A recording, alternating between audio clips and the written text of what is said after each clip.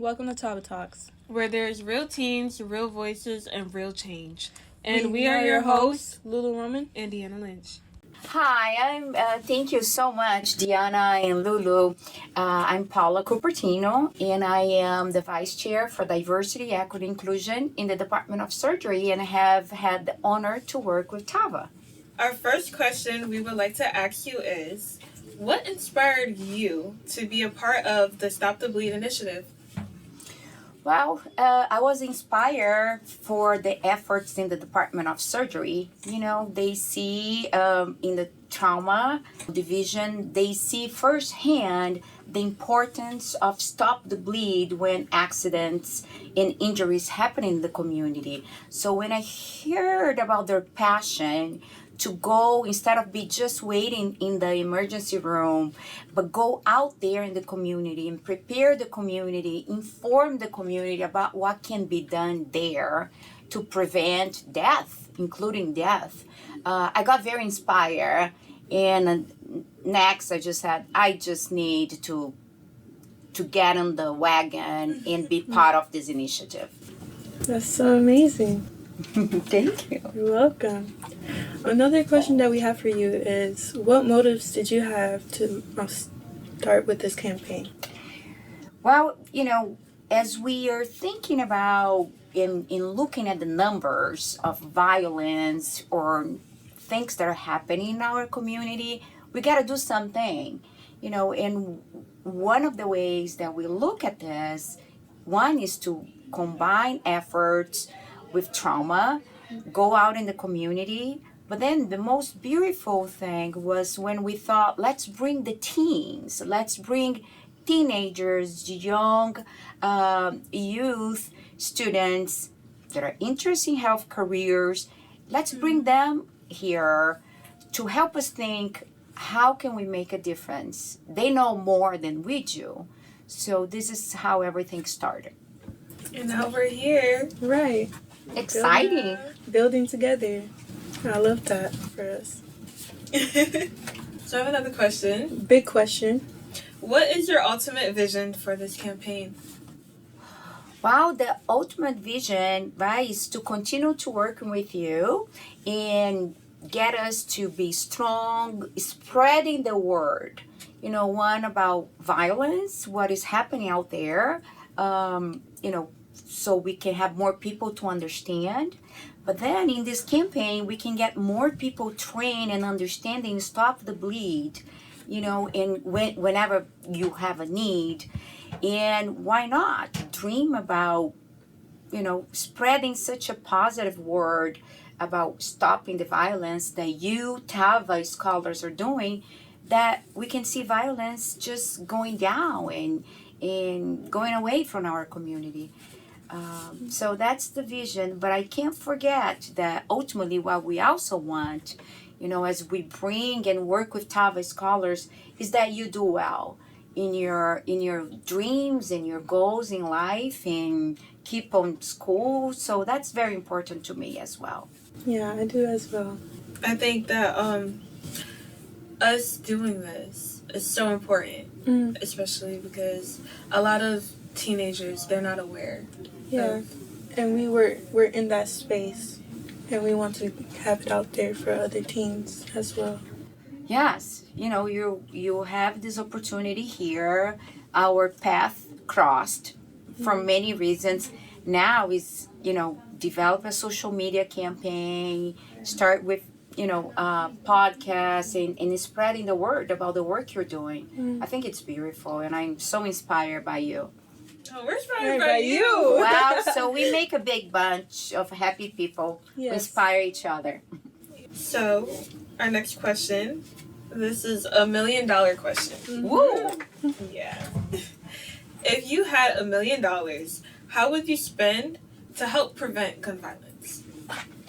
I would have an army of TAVA scholars all over this community who are committed and to talk about anti-violence, to understand gun violence and how we can promote, safe gun, or can we promote disposable of guns, getting the awareness about all the positive things that we can put in the community so people don't turn into violence.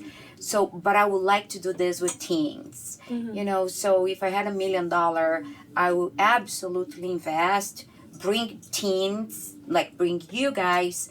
How are we going to spend $1 million to bring more teenagers, more young adults around the table? So I think that what I would do with $1 million, and then we think together. How are we going to spend $1 million?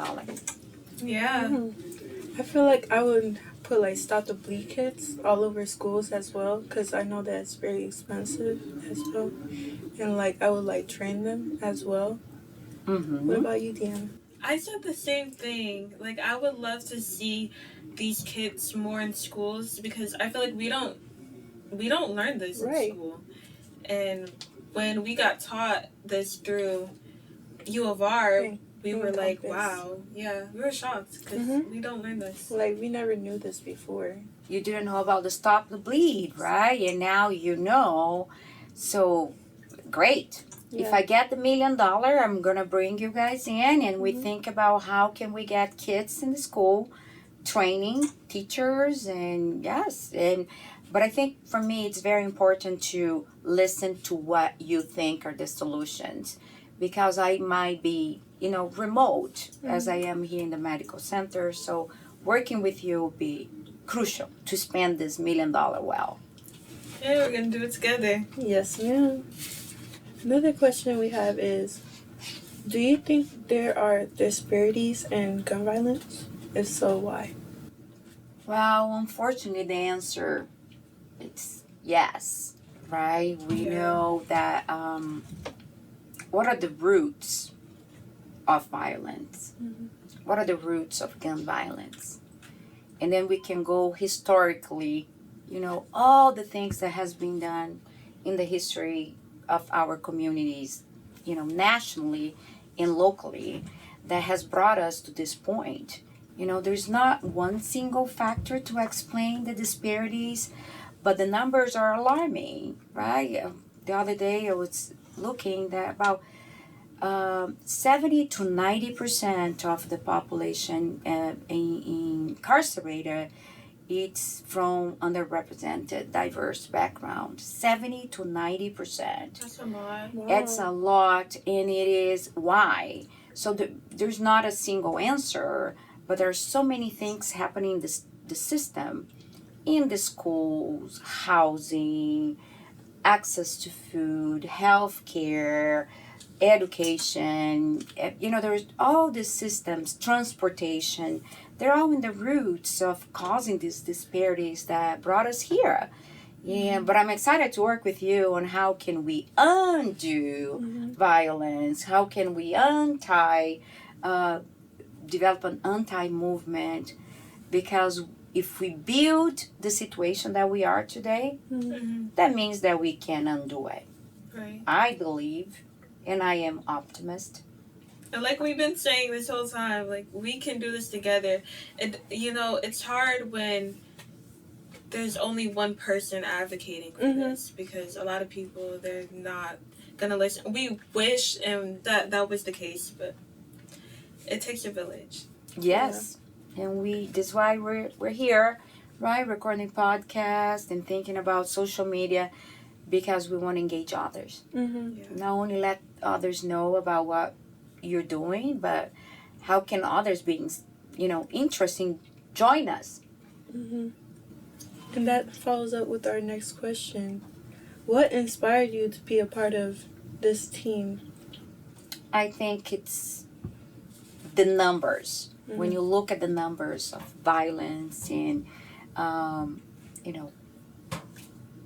homicide, suicide, gun violence that involves kids, when you look at the numbers, it is hard to just close your eyes and just see their numbers. There are people. Not only people, there are families, there are communities, my community, your community. So I think those, I just cannot just close my eyes, and that is not part of my life, as a researcher or also as a citizen. How about you?